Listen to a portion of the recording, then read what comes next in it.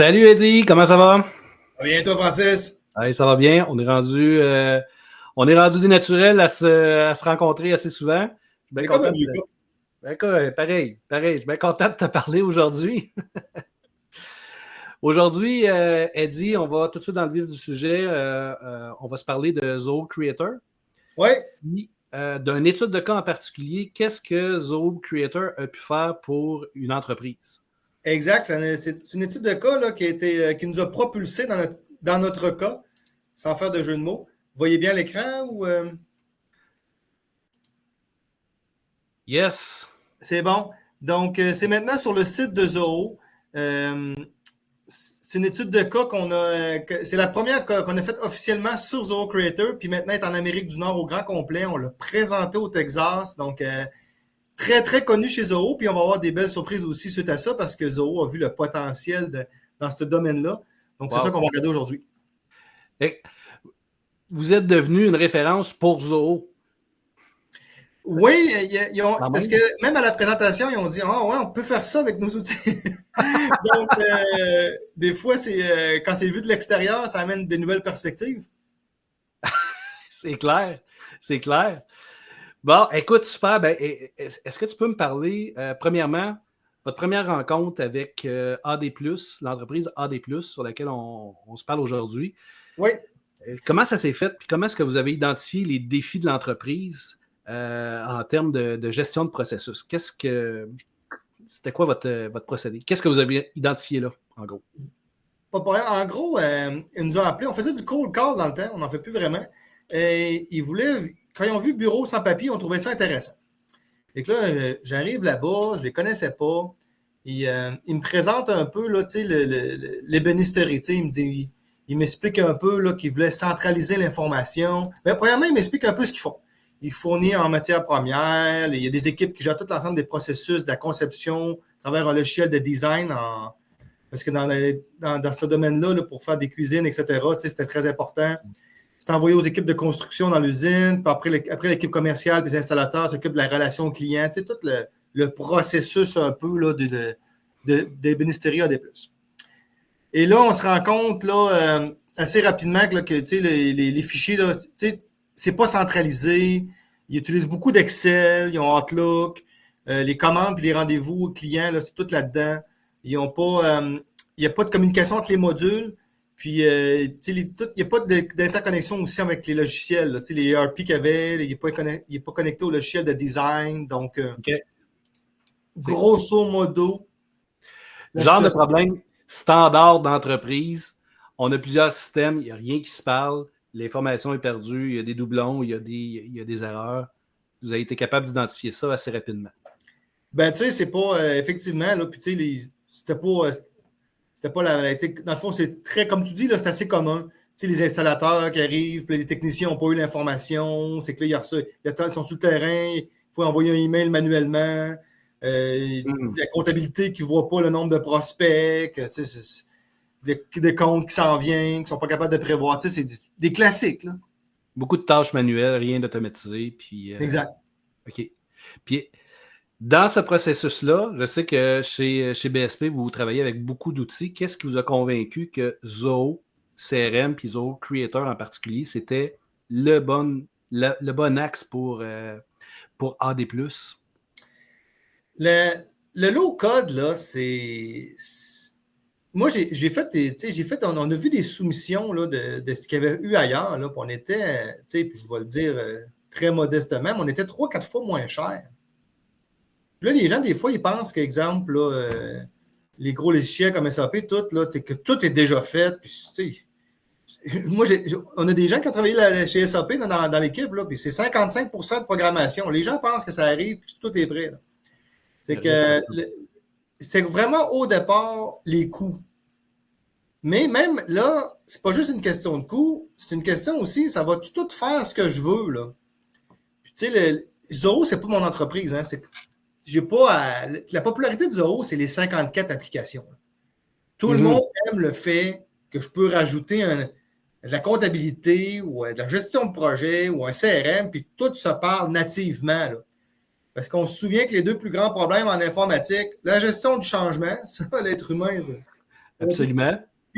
Mais l'interconnexion entre les systèmes, là, ça, c'est quelque chose d'assez problématique et répandu.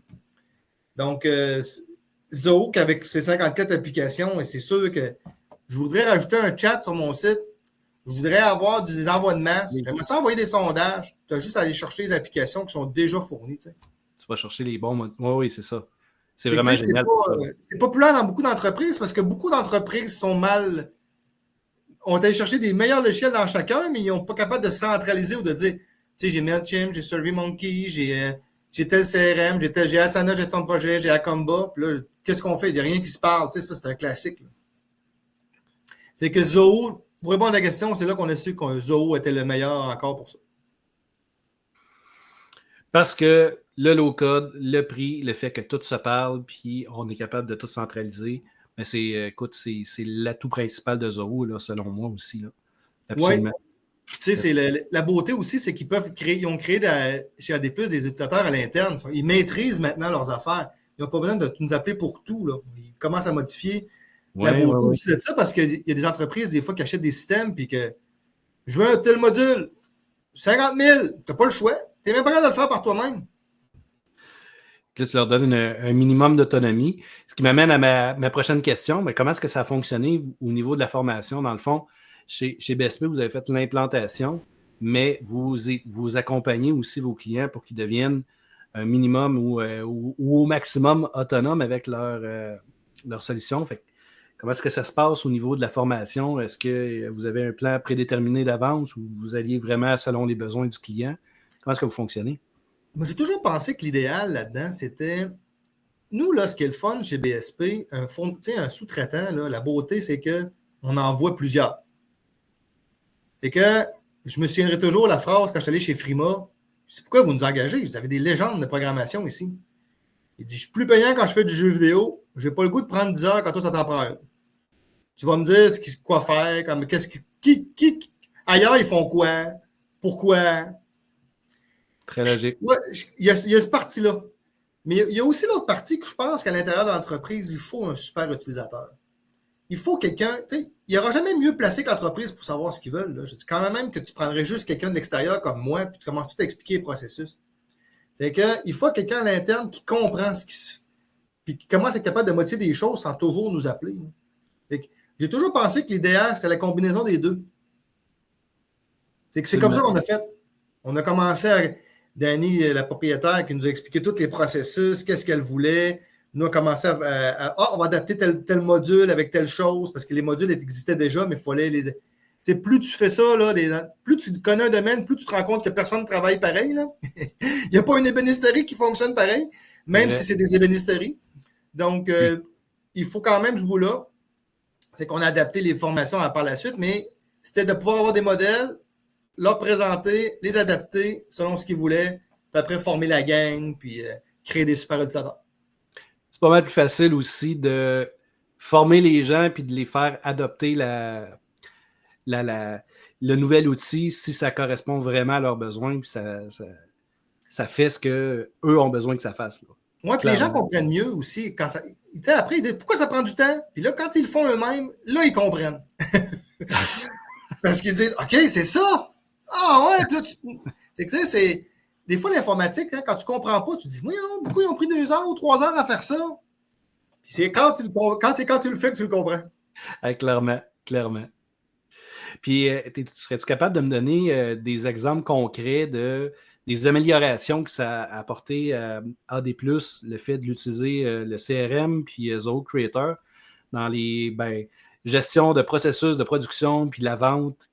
Concrètement, qu'est-ce qu'ils ont gagné avec l'implantation de Zoho chez AD+? Mais la propriétaire, là, elle nous a fait un post LinkedIn incroyable quand le CRM a été prêt. Là. Elle dit, c'est la première fois que je vois mes ventes en temps réel de toutes mes succursales. Parce que quand ébénisterie AD+, c'est quand même un ensemble de succursales. C'est la première fois qu'elle savait en temps réel ce qui se passait au niveau des ventes. Vu d'ensemble, temps réel, dans toutes les succursales, ça, c'est un gros wow. Elle avait fait un post LinkedIn, là, ça avait été wow. Puis elle nous a sorti aussi, à un moment donné, en rencontre, depuis que j'ai mis en place le module de production, là, on a sauvé facilement 20 heures en administration. Tu pourrais faire une étude de 15 000 pour savoir vraiment comment ça t'a sauvé, mais c'était évident dans le cas. Là. Puis C'est qu'elle nous a sorti ça comme ça, à un moment donné, elle a dit, puis c'est minimum. C'est que c'était ça les choses qu'elle nous avait dit concrètement que ça avait fait. Et c'est là qu'on a dit, ouais, il faut faire une étude de cas. Il faut en Wow. parler parce que même elle voulait même aussi aider certains de ses fournisseurs puis des gens qu'elle connaissait. Donc, ça a été deux résultats concrets là, qu'elle a postés, qu'elle a dit clairement. Là. Quand même impressionnant, là.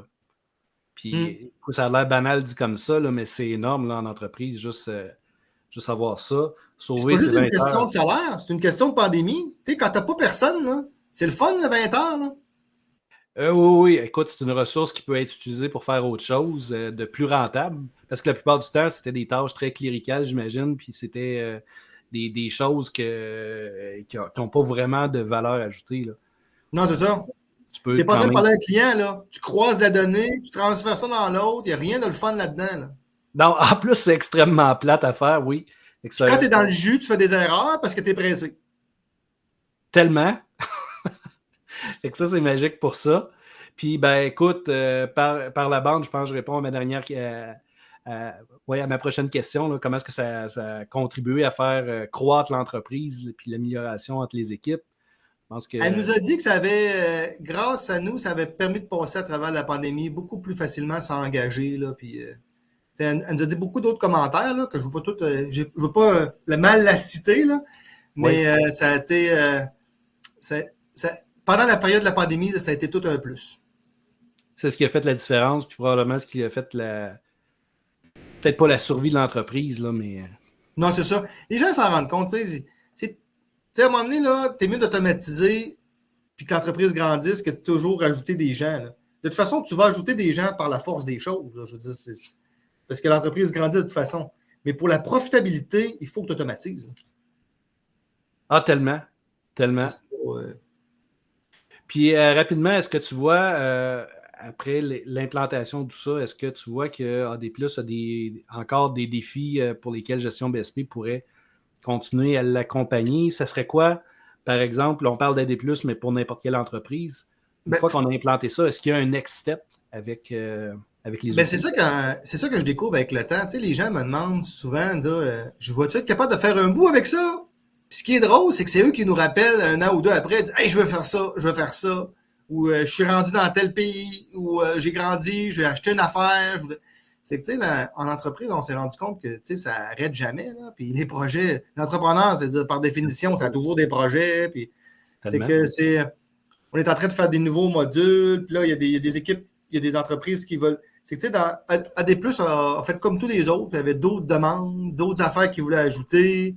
T'sais, on avait créé un portail pour leurs fournisseurs. Et que là, à un moment donné, c'est telle chose qu'on pourrait.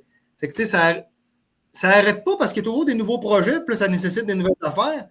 Mais c'est positif parce que s'ils font ça, ça veut dire que ça va bien, la profitabilité est bonne, c'est que les grandissent, c'est que.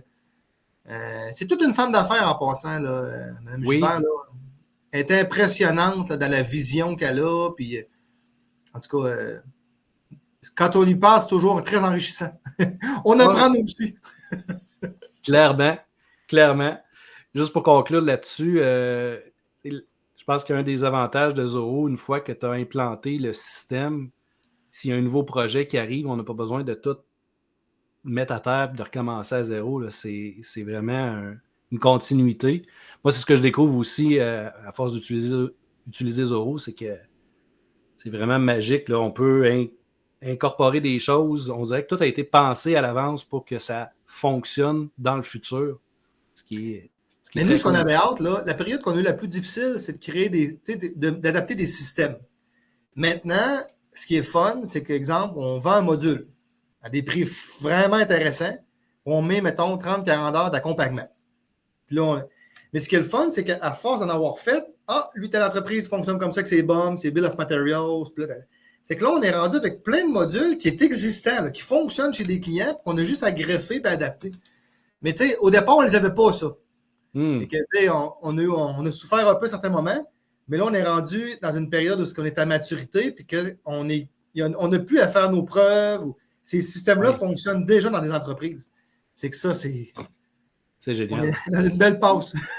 Oui, absolument.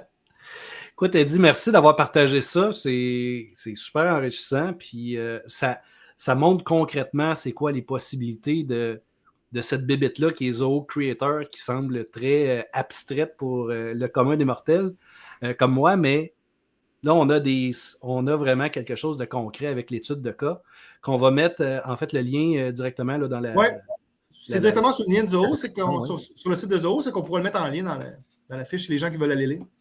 Ben oui, puis ben c'est ça, c'est une étude de cas que vous avez réalisée qui a été reprise par l'entreprise Zoho au complet, donc c'est moi, je te fais un bravo là-dessus. Là. Merci, ça a été présenté quand on a eu toute une fierté là, quand Younes et Paul, là, nos partenaires, ont allé présenter ça au Texas, là, des clients, tout ça, là, on a fait « Wow, OK, c'est rendu là. » Très cool. Si les gens ont besoin de te parler pour un projet similaire à ça. Ma grosse face est sur LinkedIn, Facebook. LinkedIn, c'est très bon. Là. C'est la majorité des gens me contactent par là. Sinon, toujours sur notre site gestion BSP. Là, mais LinkedIn, il y a beaucoup de gens qui m'ajoutent et qui veulent me chatter. Là, donc, très bonne façon là, de me parler. Génial. Je te remercie beaucoup, Eddie. Merci, Francis. Salut.